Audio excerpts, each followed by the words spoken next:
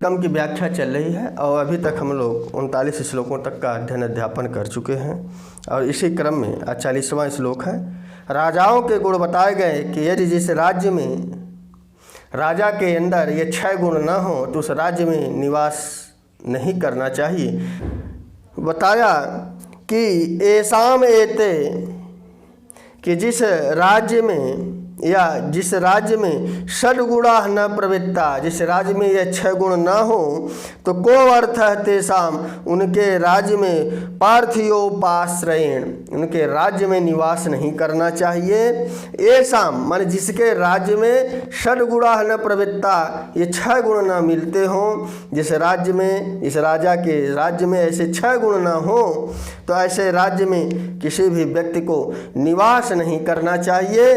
तो बोला आज्ञा कीर्ति ही कि वह राजा जिस राजा की कोई बात आज्ञा ना माने, यदि उनकी जनता उस राजा की बात को नहीं मानती तो ऐसे राज्य में निवास नहीं करना चाहिए।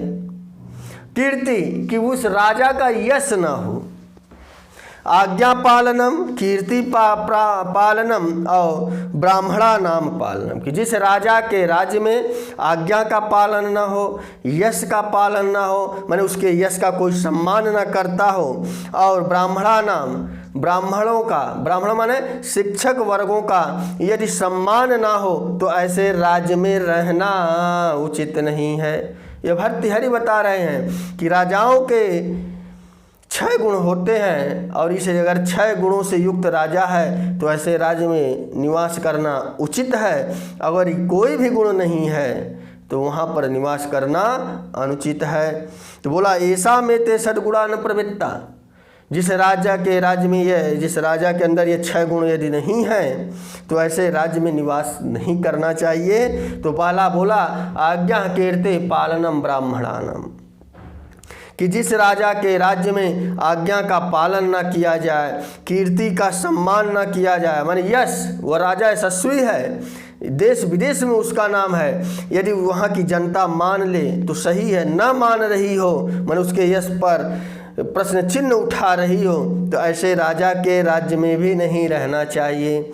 और ब्राह्मणा नाम और शिक्षक वर्गों का यदि सम्मान नहीं कर रही है तो भी ऐसे राजा के राज्य में नहीं रहना चाहिए। और आगे बताया कि दानम भोगो मित्र संरक्षणम च, कि यदि वह राजा दान नहीं करता, अपने कोष में आए हुए धन को किसी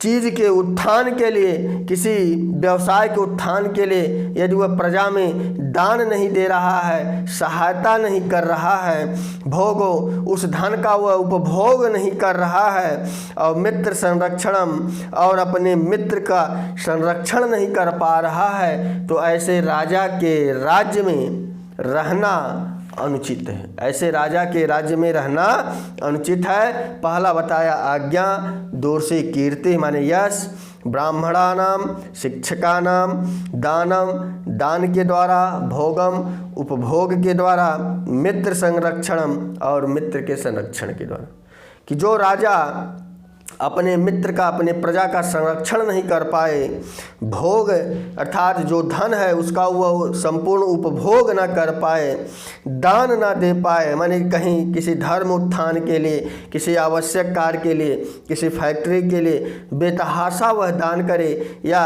ऐसे ज़रूरतमंद व्यक्तियों को दान करे जो कारीगर हों, कुशल हों, बुद्धिमान हों, ताकि वह उस उद्योग को लगाकर इसे एक और विकसित राज्य बनाए, अर्थात ऐसे लोगों को दान करे। आज्ञा यदि उसका कोई न माने, उसके यश को कोई न समझे, शिक्षकों का यदि सम्मान ना करे तो समझ जाना ऐसे राजा के राज्य में रहना हमेशा अनुचित है। यह हो गया। तो राजा के 6 गुण बताए गए कि आज्ञा कीर्ति पालनम ब्राह्मणानाम, दानम भोगो मित्र संरक्षणम च, ऐसा मेते सद्गुणा न प्रवृत्ता, को अर्थस्ते पार्थियोपाश्रयण। क्लियर हो गया। तो यहाँ पर यही बताया कि ऐसे राजा जिसके राज्य में आज्ञा का, कीर्ति का, यश का, ये 6 गुण पूछेंगे। राजा के 6 गुण कौन हैं, ये परीक्षा में प्रश्न आया है, आ भी सकता है, आगे भी आएगा कि राजा के 6 गुण कौन है। आज्ञा, कीर्ति, पालनम ब्राह्मणानाम, दानम भोगो मित्र संरक्षणम च। ये जो 6 हैं कि जो मित्र की रक्षा न कर पाए, जो धन का उपभोग करे अर्थात दान दे, आज्ञाओं को माने, यह राजा के 6 गुण हैं। कीर्ति, उसके यश का सम्मान हो अर्थात वो कीर्तिवान हो, शिक्षकों का सम्मान करे, आज्ञाकारी भी हो, दान भी दे, भोग भी दे, मित्र का संरक्षण करे, यह राजा के 6 गुण हैं। यदि ये 6 गुण नहीं हो तो ऐसे राज्य में निवास करना व्यर्थ है। तो ये श्लोक छोटा सा ही था, तो कैसा लगा कमेंट बॉक्स में अवश्य लिखिएगा। तो बस आज के लिए इतना ही। नमः संस्कृताय, शुभ संध्या, शुभ रात्रि।